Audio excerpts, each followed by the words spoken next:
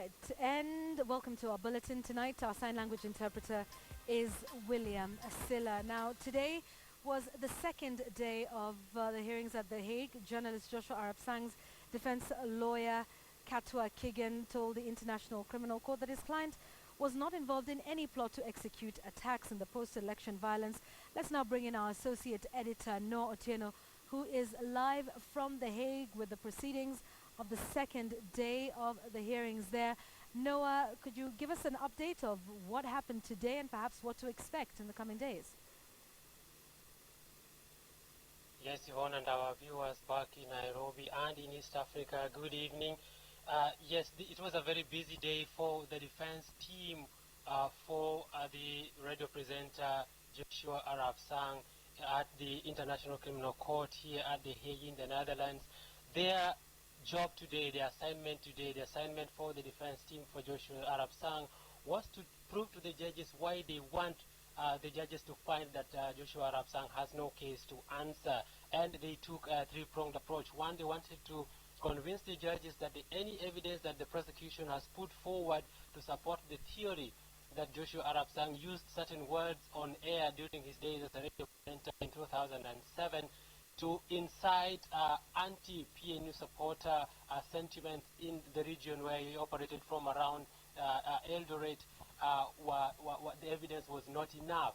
Number two, they wanted to convince the judges that the case should be declared Joshua Arap Sang has no case to answer because the allegations that he used his position as a radio presenter to make broadcasts in support of maybe getting funds for the purchase of weapons were not true, that the prosecution has not presented strong enough evidence to prove that indeed he used his position to do that. And lastly, number three, the defense team for Joshua Arap Sang wanted to convince the judges today that the theory that Sang was somehow part of a network, part of an organization whose leader, whose head was Kenya Deputy President William Ruto, again, that there wasn't enough evidence to support that theory.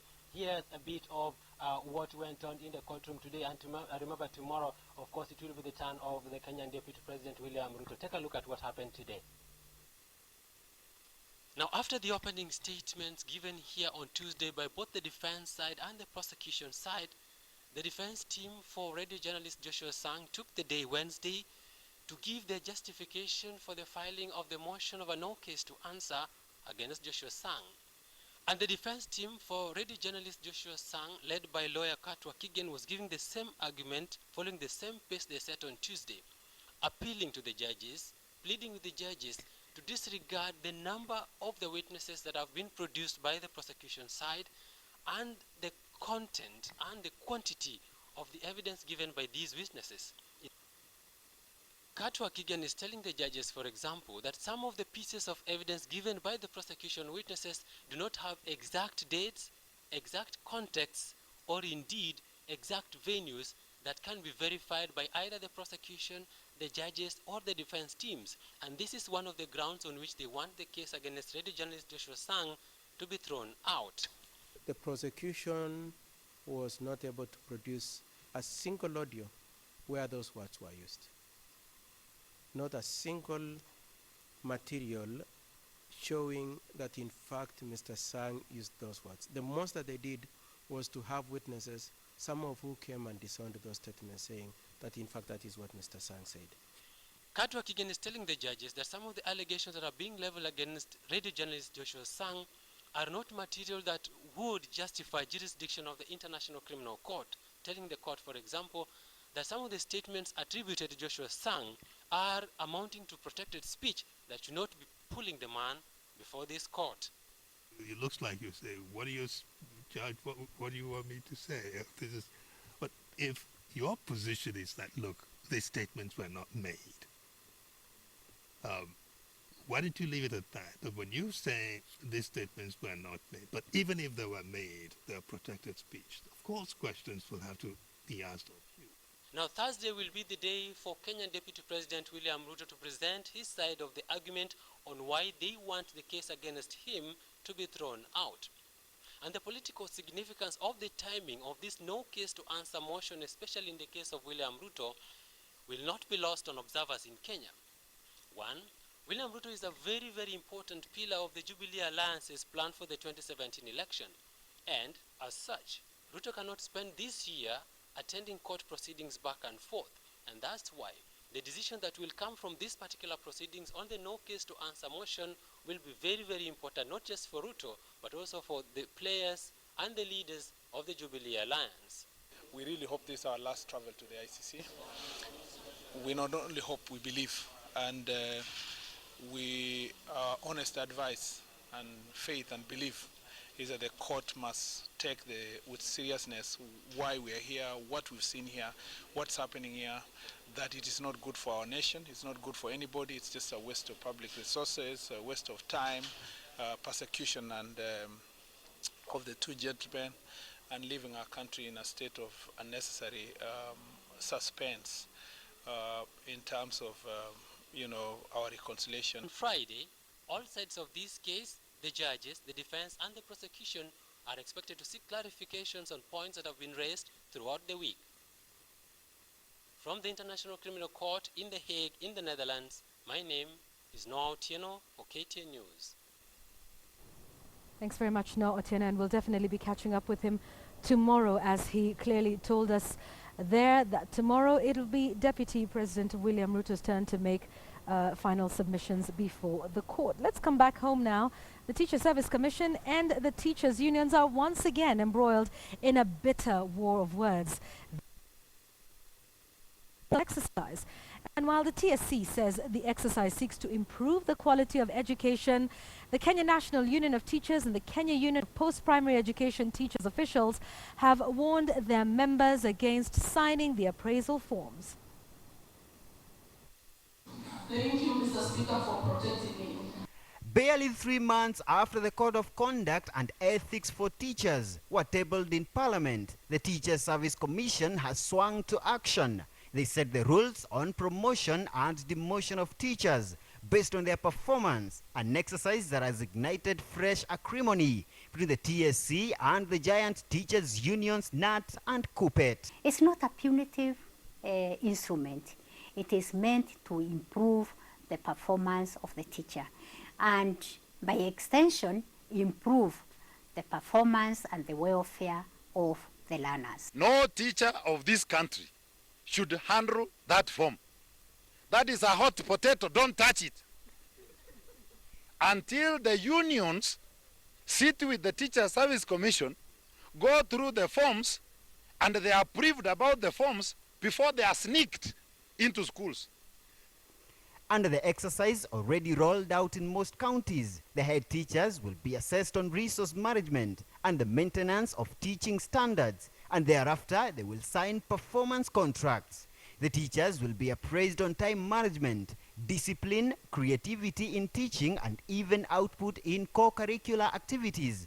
But this has only opened a fresh battle zone between the TSC and the teachers' unions, which now claim that the government and the TSC are working overtime to conceal the rot in the management of the country's education sector and to unfairly punish teachers over the poor performance of public schools. This is an illegal way, a backdoor way of trying to alter the terms and terms of service and conditions that teachers have already signed. And we are saying no, if this is monitored continuously, continuously on daily, weekly, and now the targets for the quarter are also checked, we won't have a situation where things are going wrong. No, we won't be able to arrest a situation also where we are being told that their children won't get up to class 6 and they can't read and write. NAT National Secretary General Wilson Sosion has already warned teachers not to sign the forms, that until TSC and the teachers' unions agree on the content of the appraisal and performance contracts. KUPPET Secretary General Akelo Misori rejected the appraisals on grounds that teachers must first be consulted and motivated appropriately before they can sign any agreement. But TSC now says it will take disciplinary action on any teacher who fails to complete and submit the appraisal report to their supervisor. they should be able to set the targets of what the learners will achieve in reading, in numeracy, and they check in class 2, are they building on it? And as we move on to class 8, we are not going to lament that this has been done, this has not been done. That is very necessary in today's time and age. And actually it should have been implemented like yesterday. We see a situation where the Teacher Service Commission wakes up one morning and just wants to push in documents that have not been agreed upon by the stakeholders. Now, the teachers' unions say this is just part of the government strategy to conceal the real challenges facing the country's education sector. TSC, on the other hand, says performance contracting is not a new thing in the country's public service. But will the signing of these performance contracts better the quality of the country's education sector? Only time will tell. Muremi Mwangi, KTN News, Nairobi. Right now, the president's coastal diary is still marked engaged, and his stay in Mombasa now heading into its 4th week. And it is emerging that political observers are reading more into the president's coastal tour than meets the eye. Our reporter Francis Ontomwa has more. Since he ascended to power, this has been President Uhuru Kenyatta's longest stay ever outside the capital city, Nairobi. For the first time, attracting more attention to the state lodges, which are usually overshadowed by State House Nairobi. While many thought the president will end his visit after the festive season, President Kenyatta instead extended his stay in Mombasa. And so, what's the significance of the president's tour, decentralizing the office of the presidency? Or is it much more? He does not need the permission of anyone to be here. He does not need any excuse to be here. The president is here because he believes he needs to be able to fulfill his mandate, and he is clearly dealing with the pledges he made in Jubilee's campaign manifesto. During his stay at the coast, the president has rolled out a number of government projects. This range from infrastructure, water, to power projects. And more significant to the residents here, he has been seen to address the vexing land question, which is a hot potato in the region. And the highlight of it has been the issuance of certificate of leases to beneficiaries of the controversial Waitiki land that has been at the center of storm for over 2 decades. We dare not allow ourselves to lose the momentum that we have gained. But even amidst these latest developments, political observers have not stopped training their telescopes on the Mombasa call. The president has met community leaders several times, even youths and opinion shapers, all of which may well point to the head of state having so much under his sleeves, at least according to observers. And so if it's everything development, no one is as confounded as Mombasa Governor Ali Hassan Joho, who is crying foul over alleged exclusion. Lakini sasa bwana Mheshimiwa Rais, you come to this great county, unakaa 16 days, the governor hasn't spoken to you. It's not right, waziri bwana. Mheshimiwa Rais, that's not fair. Hiyo kitu unafanya kaunti zingine zote unaonana na magavana hata hapa. I represent the people of Mombasa. Yeah. With the countdown now on for the next general election, the Uhuru effect is building fast and sweeping through even the heaviest political machineries. Kuna watu watembea na mikono nyuma hivi magambla. Wanasema hii ni zoni ya CDF. Sio zoni ya CDF. Hii zoni ya CDF hapa. Zoni ya ODM. Zoni ya ODM sio. The narrative on the president's long stay is however not going down well with some residents of Mombasa. Na Uhuru amekuja hapa kutuletea maendeleo. Hajakuja kufanya campaign tafadhalini. Amekuja kuletea maendeleo. Maendeleo mengi tumeyaona. Je, nyinyi wakazi wa pwani mwafukuza maendeleo katika mji wenu? According to a piece of the president's calendar suggests that he is not leaving the coast anytime soon. Next week, Monday, the president will launch the Baricho Waterworks in Kilifi constituency. And the debate that state lodges are shadows of the real thing mutes, at least for now. Even amidst heavy political connotation, the president's stay continues here at the Mombasa State Lodge with still a long diary of events to cover. Francis Ontomwa, KTN News, Mombasa.